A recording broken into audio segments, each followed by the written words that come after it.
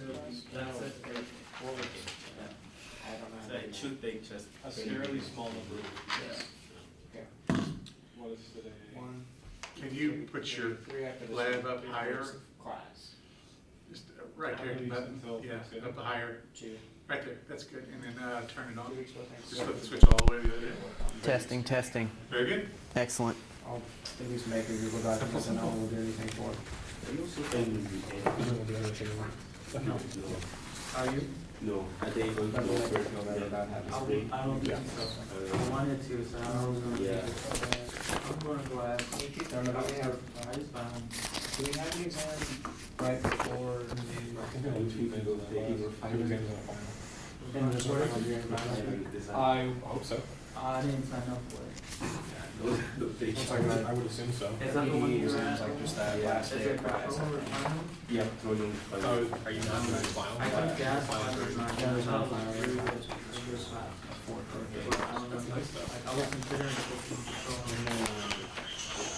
Test 1, 2, 3, 4. Yeah. Also, durable is like not going to be here for most of it. Yeah, that's what I Yeah. mean. I'll have to do so. So yeah, 25% exams, 10% for assignments, 35%. That's how you can make something really easier. Sounds like my job, I can make it easier, I can make it harder. Monday, Wednesday, Friday, anyway. I'm doing an upgrade on a control room this while, and there was a Oh, yeah, lot so of first old thing analog equipment versus First, I'm like, I don't know, use the analog anymore, so I ripped all of it out. But Oh, I found another 100 feet of cable and piles of wire everywhere and pieces of equipment laying everywhere, and then I'm like, well, now I have to 2 on the same day. wire the rest. So I doubled my work. This would be So, this slot. but in the long run, But it was good. I don't remember if we take it this day before. No. We're already live on I have YouTube and on my GoToMeeting. heat transfer one, it's a night class. I'll watch my mouth. It's good on the class. I think it's gonna be normal class. The week before, like that day. There's not much you can say. Remember, I worked in TV, I heard it all. Mm-hmm. Have an optional final. I haven't had any like almost at all up until this semester. Now I have like 3 or 4, or they just don't exist. It's like nothing. Friday, December 13th. Which is fun because I had nothing else that day. Is this fine? Is heat transfer. I guess I'll get we're not starting yet, but I have homework here to pass back. So like anyone who's here, we'll just start up front. And what do we got? What names do we have up here? Joshua Harrison. Harrison. I probably should have alphabetized these, but I know I saw your name in here. We can, Jacob Derfler. Okay. D-O-E-R.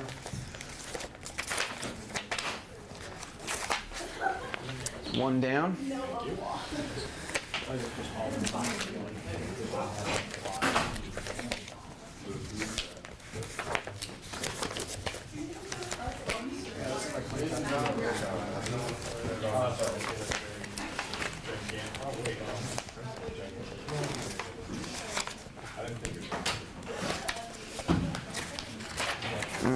Harrison.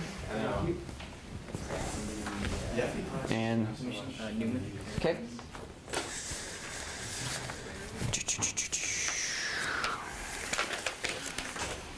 Yeah, that's fine. What was that? Okay.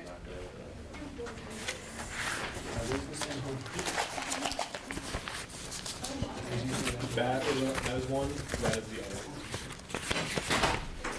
Because we got the grade Yeah. from what's his name? Oh, because I got 2. Sorry.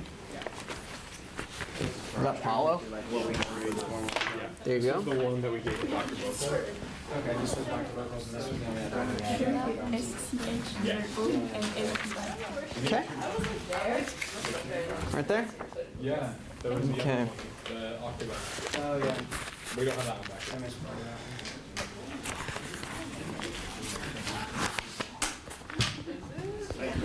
We've got homework coming back, so what are some names here? Samana Yanaba. Okay. I know I saw your name in here somewhere.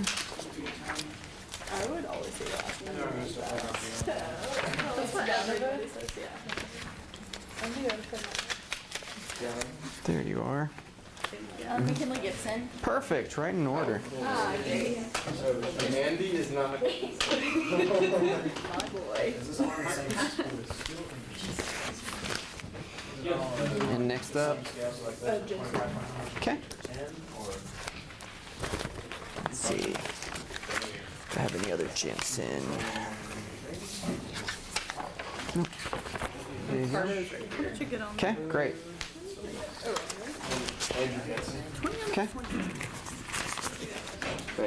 No problem. Name? Oh, you already got it? Yeah, I got Oh, tell me if I have anything else for you.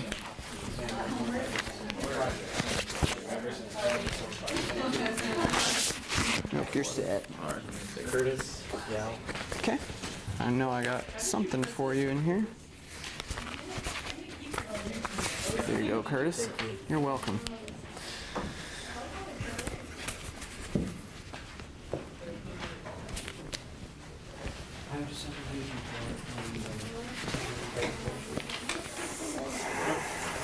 Is it 10 minutes?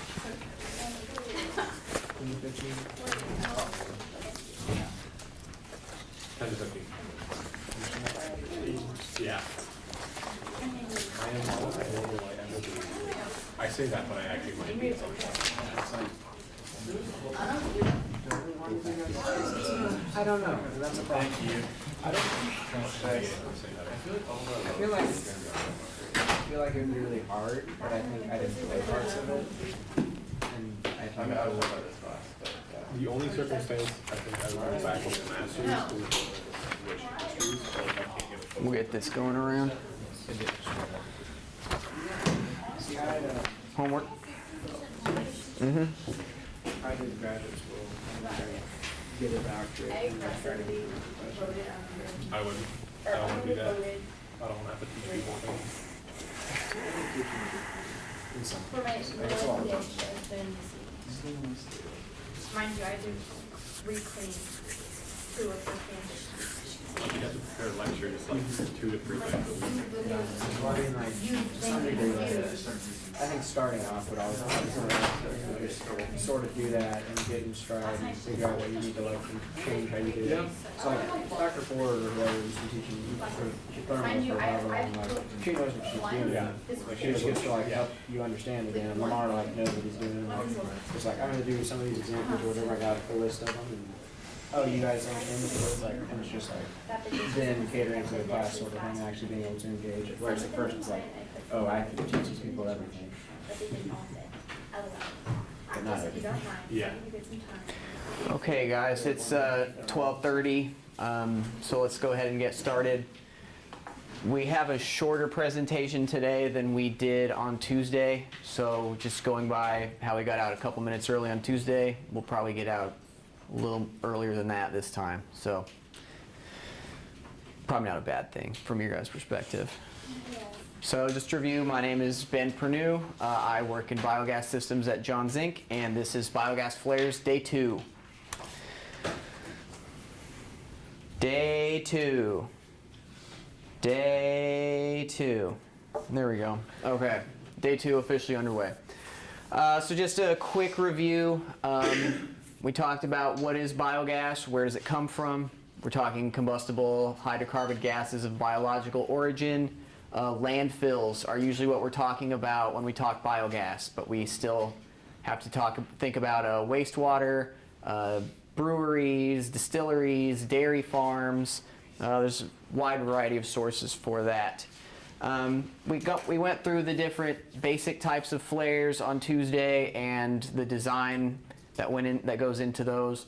Today we're going to talk about a couple kinds of specialty flares that we very briefly mentioned on Tuesday, and then we're going to get into the additional like ancillary equipment, additional mechanical components of a biogas flare system, and then some beneficial use and just kind of going over a P&ID and what that will look like for this kind of system. So we have 3 types of specialty flares. The first one we're going to talk about is the Zool ultra-low emissions flare, and then we'll get into that siloxane off-gas system that I talked about briefly, and then lastly the Zebrid hybrid system. So this is a picture of a Zool. This is a real big one. This is probably about a 12-foot diameter, 50-foot tall unit. It's at a landfill. I don't remember which landfill, but you can see we've got the whole 360-degree service platform, so anyone can do that air source testing without a man lift, jamming that rod through the hole in the side of the flare stack to see if we're getting good combustion. So on the back side, there will be a ladder coming up the side. We've got a whole blower skid to pull the landfill gas, and additionally, the special thing is that combustion air blower on the end. Let's get into the components on this. So we developed the Zool in 1996. We built them out at our test facility, and it went through a years-long development cycle. We got 3 patents over it. One for the process, where just kind of we figured out how much air you needed to be mixing with your hydrocarbons to have your NOx and CO levels fall off the cliff, and then a couple mechanical patents as well. So there are portions of the country now where any decently sized landfill or biogas source now is mandated by law to get one of these ultra-low emissions flares, because the NOx levels from a standard enclosed flare is just too high. Los Angeles is kind of the epicenter for this. You guys are familiar with the famous Los Angeles smog. NOx is a big contributor to smog, and so their air quality district is pretty invested in doing everything they can to lower NOx emission levels, and the Zool is a big part of that. NOx is also a contributor to the greenhouse effect. So we sell some of these in locations where they're not regulatory mandated. It's just the lower emissions is worth the expense to the site owner. And so getting into the benefits of a Zool, the standard enclosed flare that we talked about on Tuesday gives you this 0.06 pounds of NOx and 0.2 pounds of carbon monoxide for every million BTUs that you're burning. That, over the course of a year, that can represent hundreds of tons of NOx and carbon monoxide coming from a single flare. What the Zool will do is it will drop that down to about a third. We routinely achieve 0.025 pounds of NOx per million BTUs and 0.06 pounds of carbon monoxide. The Zool also will get a higher destruction efficiency than a standard enclosed flare. So those volatile organic compounds we mentioned as a pollutant in your flue gas, there's going to be less of those coming out the top of a Zool when compared to a standard enclosed flare. They're a little more finicky than other kinds of flares. You can only do about a 5-to-1 turn down on a Zool. So if you have a big variety in your flow rates, probably not a great fit for you. But for a landfill that has steady gas production, a Zool is a good idea. So NOx is the big driver behind the Zool. Thermal NOx is the kind of nitrogen oxide that we are talking about here. Remember, the other kind was fuel bound. That's if you have ammonia or other nitrogenous compounds getting in your waste gas, it will be converted to NOx in the combustion process. We can't really do anything about that with a flare, but we can reduce the thermal NOx. And thermal NOx forms in especially hot pockets of flame, where it is hot enough to break apart the atoms of nitrogen and oxygen that you find in normal air, and it causes them to bond together instead of to like atoms. So an advantage of the NOx is that, or of the Zool, sorry, is that it is burning at a lower temperature than a normal enclosed flare, and that is what causes the NOx levels to fall so low. So here's kind of a chart that shows the different NOx levels that you can expect out of a different kind of enclosed flare. This red line is your diffusion type flare, the standard enclosed flare that gets all its air coming in through those side dampers in the flare. And the blue is the premix. We are metering the amount of air that's mixing with the landfill gas, and they mix in that chamber outside the flare stack, and then they enter the flare stack as a combustible mixture instead of having the mixture be achieved in the flare itself. So because we have all the air that we need, we can reduce temperature. We don't need to pull as much air in through dampers. We have better mixing, so we don't need to have the flame looking as long for oxygen to complete combustion. Carbon monoxide is the other pollutant that we get a big benefit from in an ultra low emission flare.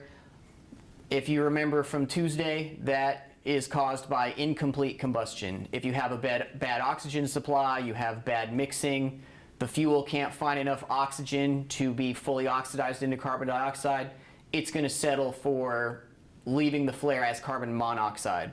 And when you premix all your air and your fuel together, they don't need to look very far to find each other, so you can really easily get that full, complete combustion resulting in carbon dioxide. So because we don't need to elevate the flare temperature to allow for full combustion of carbon into carbon dioxide, we can lower the flare temperature, and that leads to further reduction of NOx emissions. So this is kind of how a Zool all fits together. You have your typical flare stack on the right side here, but then we have two different piping networks that intersect right outside the flare stack. The green represents the landfill gas or wastewater or digester, whatever your site may be. That's your hydrocarbon fuel getting in through this piping. The blue will be your combustion air. We have a flow meter on it. We actually know exactly how much air is getting into this mixing chamber. We tightly regulate that just based on the hydrocarbon gas data that the computer running the Zool gets. That's why you have that really long pipe that runs out to that combustion air blower on a Zool. To get a flow meter to work accurately, you have to provide it a certain amount of straight run. We generally need about 15 pipe diameters of straight run. So with the amount of air that's coming into one of these things, that can mean you need 50 feet of pipe just to have a good reading off your flow meter. So it's got some footprint issues, but that's just the one drawback. So here's what it looks like in the wild, in real life. You can see right here we have a flame arrestor on the landfill gas inlet. We don't want that flashback going up into the hydrocarbon, into the fuel, and causing a potential explosion. Over on this side, you can see our combustion air blower. We have a knockout to remove moisture from your landfill gas.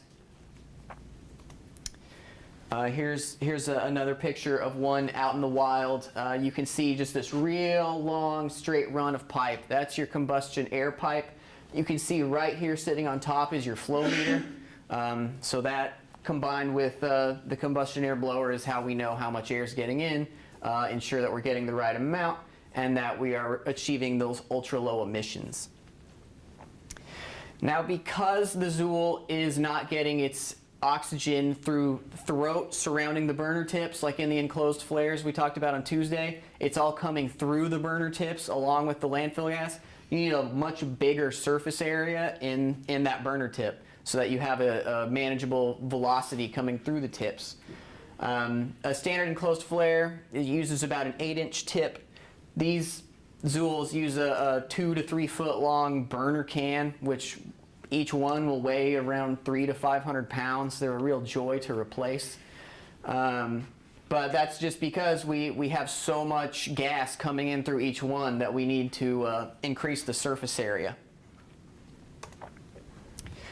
The Z-Brid hybrid flare is going to be the other specialty piece of equipment that we talk about today.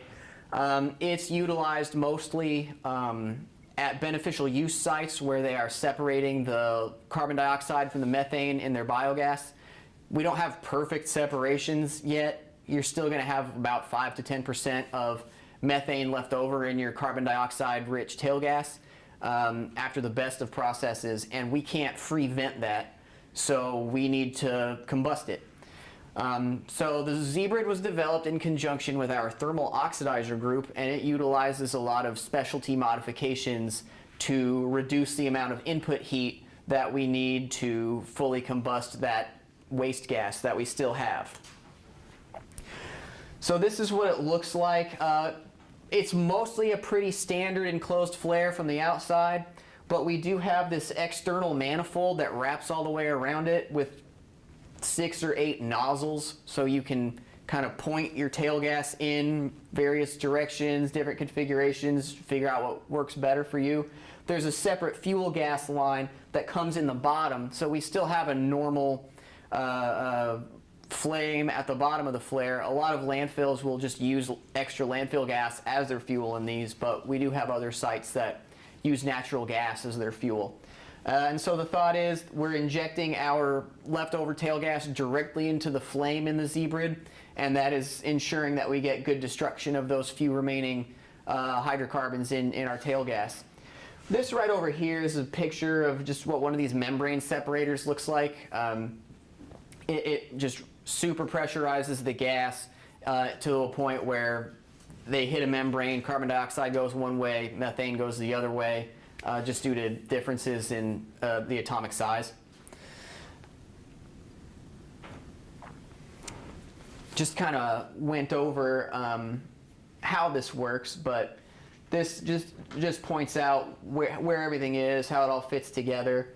The tail gas injection ports up high or down low. We actually want to inject that at a much higher velocity than we do through the normal burner tips, because we want good turbulence. We want to get good mixing.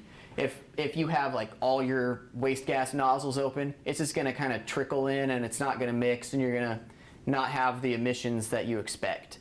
So we generally want about 150 feet per second of velocity on that tail gas shooting straight through the flame and creating a lot of mixing.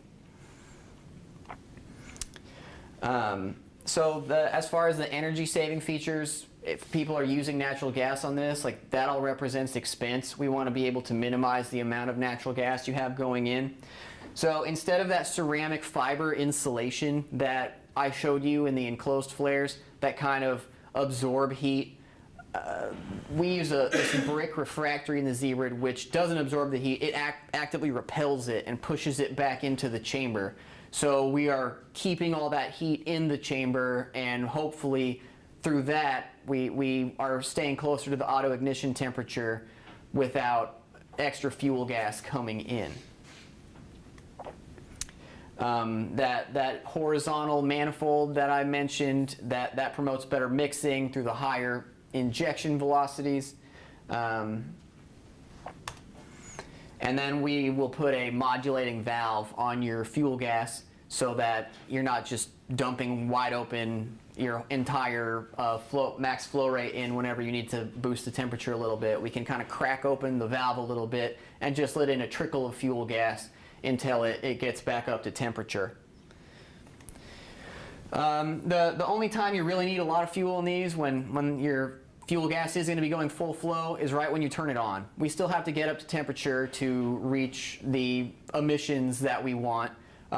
So you need to we won't start the tail gas flowing until it's up to temperature. So it's a lot of fuel gas going in right at the start, and then it will taper off as we get closer to the operating temperature. All right, we've gone over the flares themselves. Now we're going to talk about the other stuff that you need on a successful and safe biogas system. We're going to talk mostly about the mechanical components, very, very briefly later on about the electrical components, because that is definitely not my area of expertise. So here's a picture of an entire landfill installation. You see the flare stack, but here's everything that we're going to be talking about now. You've got your flow meter, flame arrestor, blowers, there's a moisture separator, and a control panel on the far side of the skid. A couple more of these installations, just a fully skidded unit right there. I showed that picture on Tuesday. That has everything that you need on the skid. All you have to do is plug it up to your gas header that is running off the landfill. The first and one of the most important mechanical components that we're going to have on one of our biogas installations is the flame arrestor. This will bolt right onto the inlet flange of any flare that we ship, and it is there to stop the propagation of flame up a pipe if there's somehow air in it, which can happen with decent regularity on landfills. If any garbage truck runs into any of the piping anywhere on the landfill, suddenly you can have a crack in your pipe and oxygen's getting in, and suddenly have a combustible mixture in the piping going to the flare. So the flame arrestor is the first line of defense in preventing that. The flame arrestor is full of this crimped metal, and the crimped metal is there to act as a heat sink. The flame will, instead of shooting past it, it has to get all that metal heated up before it can keep propagating down the line. The metal's there to drop everything below the auto ignition temperature and give other safety components that we'll talk about in a little bit time to do what they need to do so that we don't have a dangerous situation. You guys might have talked about the differences between deflagration and detonation at another point in the semester. We put the flame arrestor right on the inlet of the flare because we want it as close to that ignition source as possible. You see, as the flame travels down the length of pipe, as it increases, suddenly the speed of the flame is increasing. It becomes a trickier and trickier thing to control the longer we let it go down a pipe. So right at the start of ignition, we've got this really low pressure deflagration event that's just kind of trickling up the stream, up the pipe. But before too long, we can have a full-blown detonation event where the flame is moving up the pipe at up to 5,000 miles per hour. And at that point, it's a little more of a headache to stop it than it would earlier on in the flashback. Along with that speed comes a ginormous pressure wave. When we're up around 5,000 miles per hour, a detonation event going up the pipe, it's generating a pressure wave of around 3,000 psi. There's not really an arrestor on the planet that's going to help you out at that point. So it's important that you position your arrestor so you are dealing with a low pressure event. This is the combustion triangle. This is everything that we need to have a successful combustion reaction, and the flame arrestor is there to stop this. It's not going to do anything about the fuel or the air, but it can take away that heat that you need to provide ignition. And this is just kind of a visual representation of how it looks. You can see all the metal heating up here, but as long as it's still cooler back here, that flame isn't getting through, and we don't have flame traveling further up the pipe. Here's a flame arrestor that did its job. We had something happen at this site, and the flame arrestor absorbed all the heat it could until it couldn't absorb any more heat, and then it ended up in a puddle of aluminum on the ground right by the flare. Something happened upstream of this to make this happen. You should have a shutdown before you've melted the entire flame arrestor. We put a thermocouple in the flame arrestor, and when that thermocouple detects a temperature rise, because there shouldn't be a temperature rise anywhere near your inlet header or your inlet flange on a flare, that should trigger a system shutdown. So something happened here where the system did not shut down, the block valve did not close, and flammable gas kept feeding into this fire until the flame arrestor gave up the ghost. The flame arrestor's partner in safety is this guy right here, the safety shutoff valve. We will typically use a butterfly valve on this. We're not too concerned about turn down or tightly controlling flow. We just want it to go on or off. So a butterfly valve is a good candidate for that. Typically use a cast iron body with stainless internals, a different kind of seal to prevent corrosion, typically PTFE, but nitrile, Viton. We use a few different materials depending on. Sorry, one question. Does this class end at 12:50? It ends at 1:45. 1:45? Yep. Thank you. No problem. It's Thursday, come on. All right. And so we control the motion of one of these block valves with a pneumatic actuator. So we use compressed air to drive the power stroke of that valve. There's the other kind of actuator that you can find out there is electric. Generally a bad idea when you're dealing with flammable gases, especially at higher flow rates. Once you get up to like an 8-inch, 10-inch valve, that electric actuator can take above 30 seconds to close. And when you need to stop the flow of flammable gas because there's a flashback or some terrible thing happening, you can't afford to wait that long. So a pneumatic actuator is going to close it like that. We make sure that it's always a fail-closed actuator, so if you lose power, something bad happens, it's not going to wait for a signal, it's just going to close. The flow meter is an important regulatory thing. For any landfill in America, they have to report annually to the EPA the annual flow rate that went to their flare and their combustion temperature. And so this flow meter is how they are able to report. We use a thermal mass flow meter, so it basically, if you tell it the pipe size, and it can calculate the flow based on temperature differences between two probes that are sticking down into the pipe. Like I mentioned earlier when we were talking about the Zool, it needs 10, 15 or more pipe diameters of straight run in order to get nice conditioned flow that will read regularly. The EPA requires us to, or all landfills, to be within 3.5% accuracy. So keeping these things in tip-top shape, calibrating them annually is something that pretty much any decent landfill operator is going to do.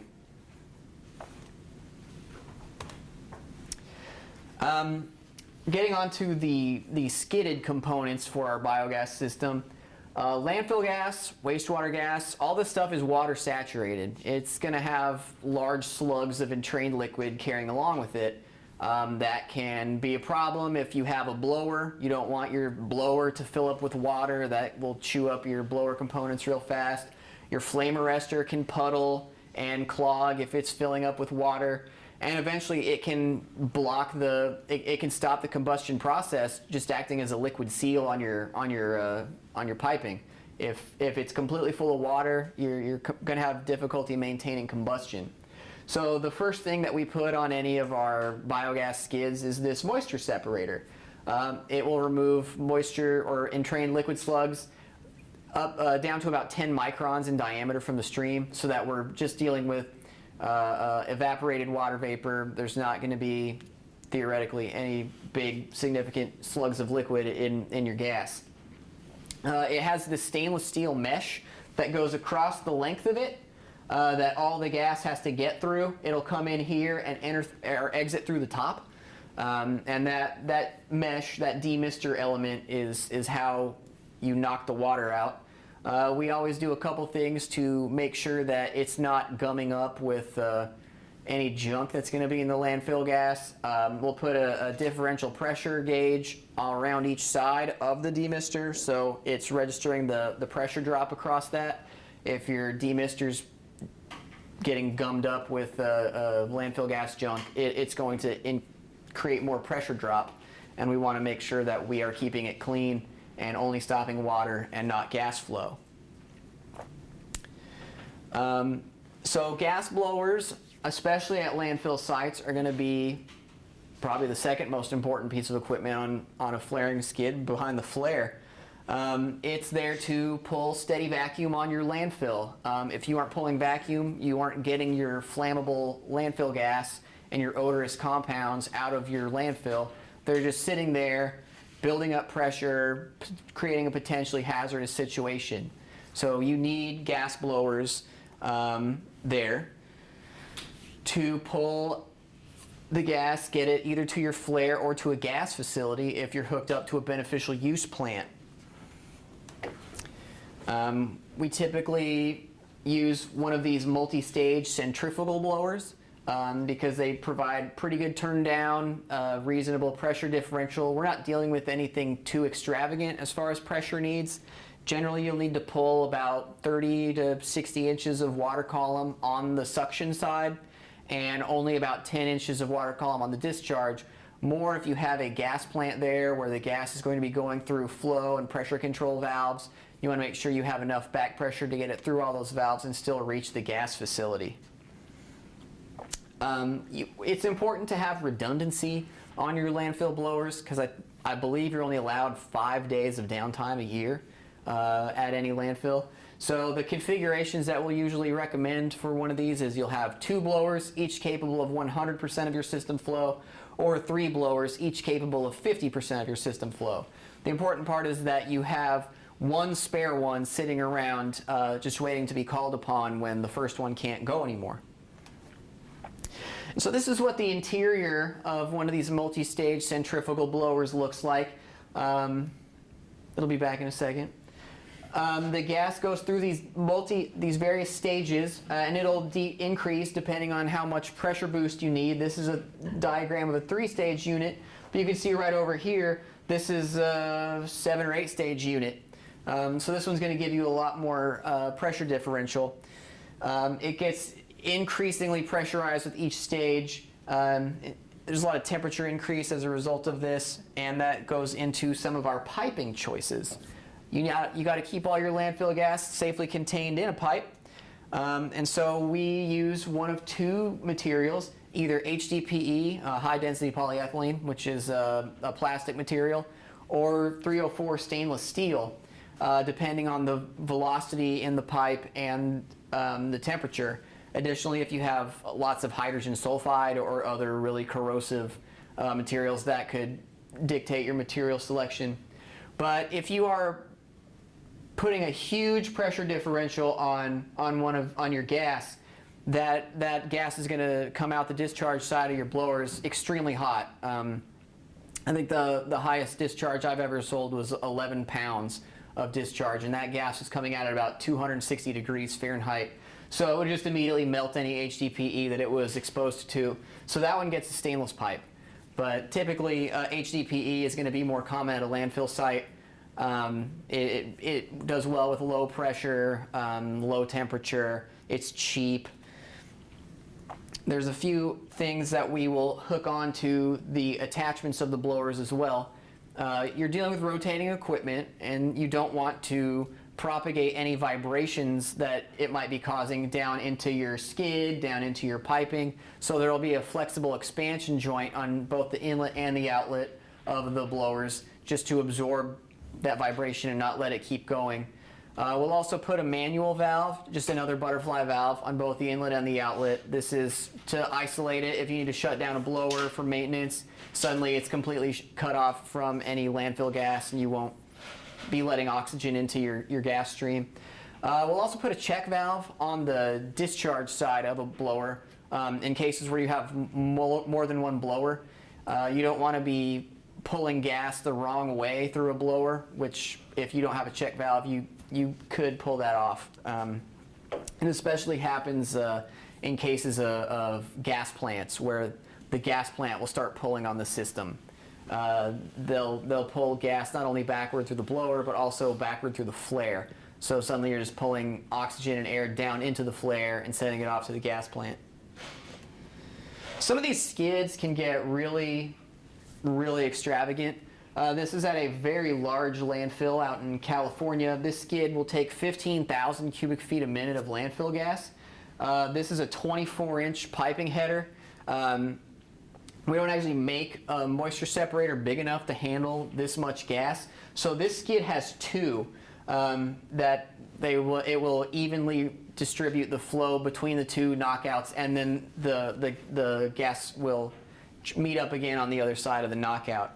This one has 3 blowers on it currently with room for a 4th. if they decide that they need that. Each one of these blowers is good for 5,000 standard cubic feet a minute. And there's just one control panel running all this and sending everything to one of 2 flares or one of 3 flares or a gas plant. So the benefit of the skid is we can put all this on a skid, and it just ships in one piece, maybe 2, depending on how big the skid is. This one was probably 2 because it's an enormous skid. But it saves a lot on installation, makes it a lot quicker. And this is an example of one of these ginormous skids out in the wild. You can see the one control panel, enormous knockout that towers above these guys that are standing right here. And this skid feeds one of these 2 flares. Design drawing for a 12,000 SCFM skid. This is another 3 blower skid with room for a 4th. Looks like it's a 30-foot long unit. It's a very large skid. And we control each blowers with a variable frequency drive. There's no more just regular motor starters on landfill blowers. The VFD is a piece of equipment that will regulate the amperage going to the blower motor, so you can ramp it up, ramp it down, depending on how hard you need to be pulling on the landfill, depending on the flow rate you want to be generating. It saves a lot of wear and tear on the unit. It saves a lot of energy because you're not at max energy all the time. The way most landfills work these days is there will be a vacuum transmitter upstream of everything, and you'll control by vacuum set point, and that VFD will ramp up or down depending on how much suction the blowers are actually pulling. If you're below how much suction you want to be pulling, the VFD is going to ramp up and tell the blowers to pull harder. So yeah, VFDs, they're great. The control panel is the brains of the operation. It's going to tell the flare, the blowers, the block valve, everything involved in the scope what to do. And there's a couple components on this that we're going to talk about briefly. First off is this guy right here, this chart recorder. Every landfill in the country needs to have a chart recorder. I mentioned that there were 2 things that they need to report to the EPA. And how do they prove those numbers to the EPA? The chart recorder will log them. And you can send off like a thumb drive with your last month or 6 months or year of recorded values off to the EPA when it's reporting time. But you can log more than just those 2 things in your chart recorder if your site has other requirements. If you want to know how much methane you're sending to the gas plant, you can log pretty much anything that your computer is registering as an input. The other thing on here is the HMI, the human machine interface. It's usually a touch screen control panel, and that is where the operator will go to tell the system what to do. Inside the panel is the PLC, just a logic controller that controls everything on the system. It's a pretty straightforward, not too extravagant system. It's not a full computer, but it's got some brains.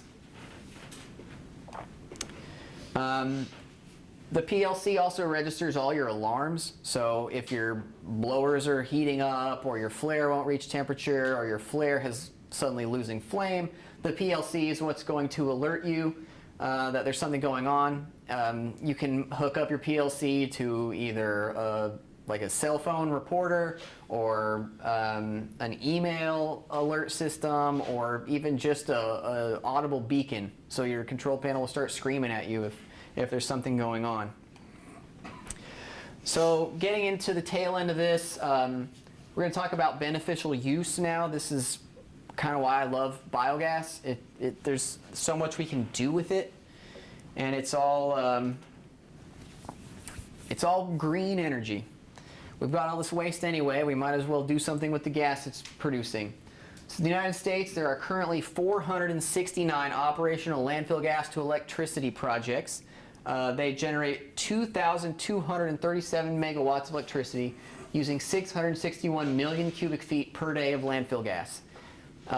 These are everywhere. There's one at Quarry Landfill in Tulsa, and then there's additional 190 million cubic feet per day of landfill gas in the United States that are used for high BTU projects. So that would generally be like making renewable natural gas, that kind of setup. And that's actually where all the growth is currently. There's not a lot of electricity projects happening anymore, but there's a lot of really nice tax credits involved if you're making renewable natural gas.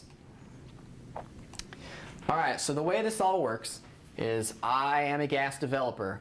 I don't have a landfill, I just have some money. I'm gonna go talk to my local landfill and say, hey, you've got all this gas, can I buy it from you? And I agree on a per cubic foot basis how much I'm gonna pay the landfill for their gas. The gas plant will generally be on site of the landfill, but it's kind of across battery limits. Like, it belongs to me, it doesn't belong to the landfill. So they will send me all their gas, and I will do whatever it is I need to do with it, whether I'm using a turbine, whether I'm making renewable natural gas. There is going to be some interaction between the flare and the gas plant. They need to know when I'm down. Like, if my gas plant isn't running, we still have to be doing something with that landfill gas. So we'll send a signal off to the flare, and the flare will turn on, and suddenly all the landfill gas isn't being turned into electricity anymore. Now we're just flaring it off. But the point is, we have to do something with it at all times. Here's a breakdown. This is a little out of date at this point, but this is a breakdown of what we do with all the landfill gas that we're using for a beneficial use project right now. Most of it just goes to engines. We'll have a picture of a Caterpillar engine on the next slide, just to give you a picture of what that looks like. But there's all sorts of other crazy stuff that they do with it. Gas turbines, RNG. People will use it to evaporate leachate, which is that collected liquids that we talked about on Tuesday, all the Satan's coffee pot stuff that is being pumped out of the bottom of the landfill. And then a really weird and interesting one is greenhouse. That people will take the carbon dioxide from the landfill gas and pump it into a greenhouse to give the plants more food. So here's eventually picture of an internal combustion engine, the kind that you would see at a landfill gas plant. It's going to take about 500 SCFM per engine. You have to pressurize it up to about 5 psi for the engine to be working maximally at peak efficiency. So there's going to be stainless steel piping heading up to it. That HDPE is going to melt because you're generally going to be at high temperature with this. So that's just kind of the basics of beneficial use. We're going to go over P&IDs of flare interaction, gas plant interaction, how all these things fit together and interact to make sure we have a working gas plant when we want it and a working flare when we need it. So just a few things to go over before we dive in. These are the different components that you're going to see on the P&ID. We've got our pressure and flow control valves, a pressure transmitter, flow element, flow meter. They're going to be what feeds the signal that tells the control valve what to do. We've got our safety shutoff valve. That's that pneumatically actuated butterfly valve that we talked about. And just some really basic control loops. So here's the simplest configuration that you can get. We've got a landfill, we've got one gas plant, we've got one flare. And currently both of them are operating. This is pretty common. If the landfill is generating more gas than your gas plant can take, you'll still be feeding your leftovers over to that flare. So we are controlling on inlet vacuum right now. We are pulling a known vacuum on the hill and we are discharging it. We're not controlling for the discharge pressure, we're only controlling how hard we're sucking on the hill. There's a second control loop here that controls the pressure in all this. So if we are under contract with the gas plant where we have to deliver the gas at a certain pressure, we will set this transmitter at that pressure set point, and this pressure control valve will modulate to make sure we stay at that pressure. Because if we are unreliable in the pressure we are giving the gas plant, suddenly these compressors over at the gas plant can't be reliable either. They need to be able to count on what they're getting to make sure that the compressors are sending out what they need to be sending out. If we are on the plant only, so the flare is completely down right now, we are only worried about what the gas plant is doing. We're no longer pulling vacuum on the hill. We are only worried about the discharge pressure because we have no way to control the pressure that is coming out of the blowers other than just the blowers themselves. So we have to keep all the gas in the line. We can't vent it. We can't flare it. So we are using this pressure transmitter to control those blowers. Here is what that outlet control screen will look like on one of our human machine interfaces. These settings are nonsense, but it gives you a picture of just the gain, the reset, the rate, your set point, has everything you need to tune a loop. If our gas plant is down and we are only sending it to a flare, suddenly we're back to vacuum control on our blowers. The flare doesn't care what pressure it's getting the gas at the way the gas plant does, so we are controlling for vacuum to make sure that we are getting as much gas out of the landfill as we can and sending it all straight to the flare. So these compressors are down, all the gas is just going to go, it's going to look for the path of least resistance, and that's going to be the open tip in the flare. We're not always fortunate enough to have just one gas plant, one flare. Some of these sites get really complicated and will have multiple loops interacting with each other. So this is a site where we have a gas plant and 2 flares. And in this drawing, we are sending gas to all of them. So we have 3 control loops operating right now. First, we have the vacuum control. We need to be pulling on the hill a certain amount. We're using the pressure control valve to regulate pressure to the gas plant. So it is opening up a certain amount just based on how much pressure we need to relieve in the system. We have 1 flare that is marked primary and 1 that's marked secondary.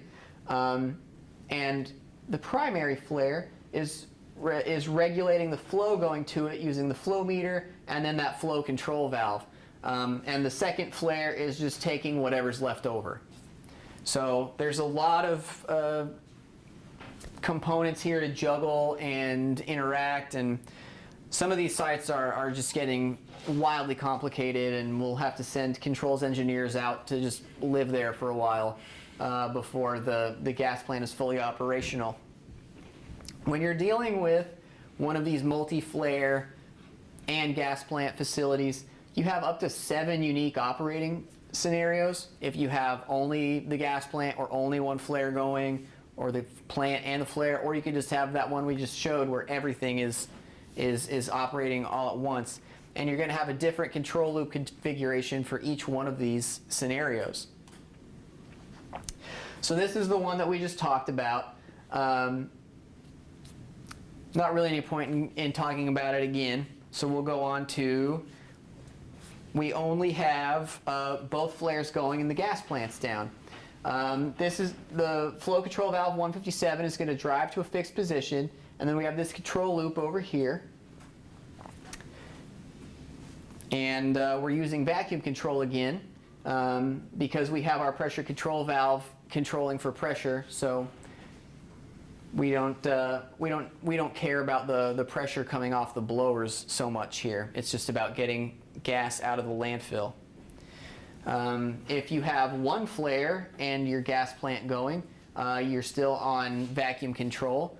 And the pressure control valve will let as much gas out to the flare as is needed to let that pressure be what it needs to be at the gas plant.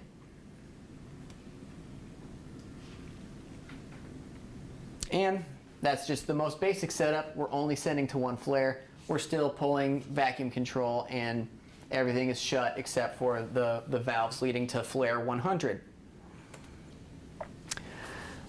So siloxanes are, I think, basically the last thing we're going to talk about.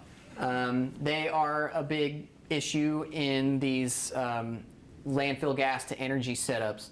they create this film, this deposit when you combust them. And so that can be a problem in an internal combustion engine where you need everything operating well and you can't let there be giant crusty deposits on things.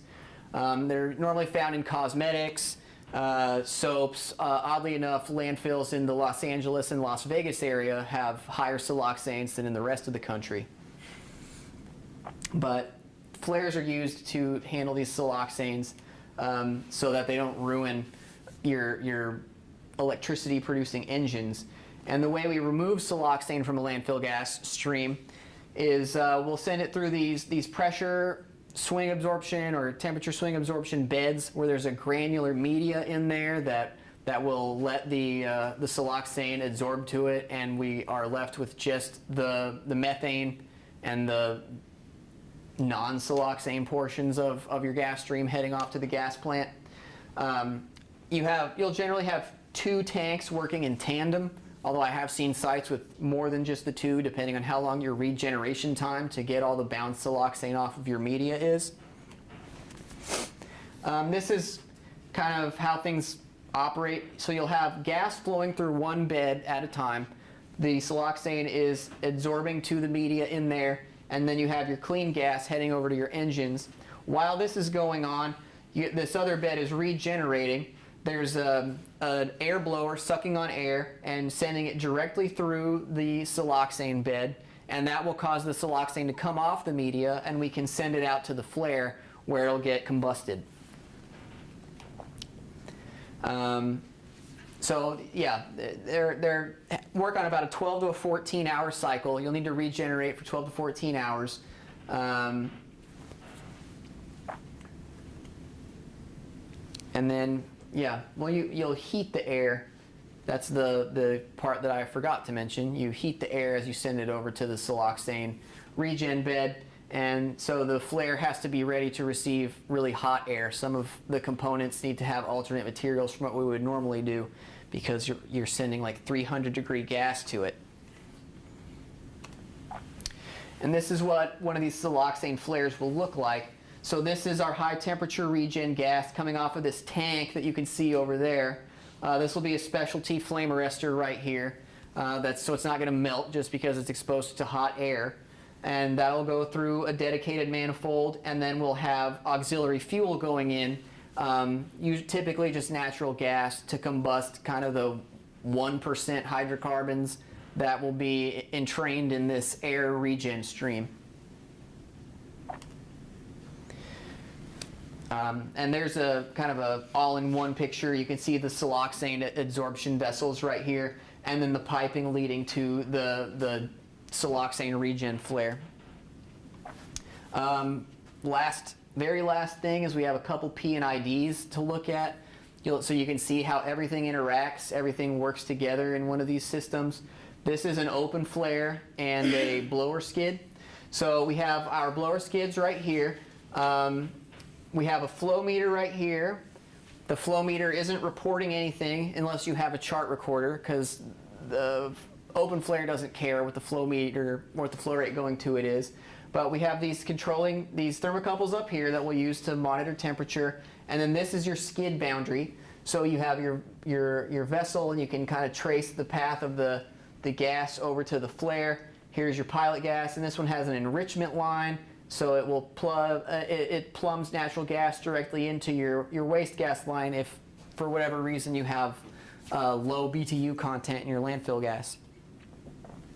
An enclosed flare is a little more complicated than the elevated flare. You can see that the flow meter actually is hooked up to a control loop now. It tells with the PLC which of the thermocouples to register the temperature off of, and that temperature then feeds into those air louvers, so they know whether to open or close depending on what the temperature is in the flare. The blower skid portion of it is pretty similar to an elevated flare. You'll usually have that vacuum transmitter upstream, and then a moisture separator, and you'll have your control panel, VFDs, pilot components, all on that skid. And then lastly is just about as crazy as these P&IDs get. This is just one page of probably 3. This is a site with multiple flares. and a gas plant. You can see right here, this stream goes to sheet 2, which is where the other flare is. The gas plant is probably right here going to the gas, or there it is, to gas facility. So you'll have control valves regulating the pressure, regulating the flow, and what goes to the gas facility. And then the leftovers will go to this flare or off to sheet 2 for the other flare. So that covers everything I have to tell you guys about this week. Y'all are biogas experts now. My goal is to get 1 question today. So am I going to hit my goal? Oh well. All right. Thanks, guys. We're the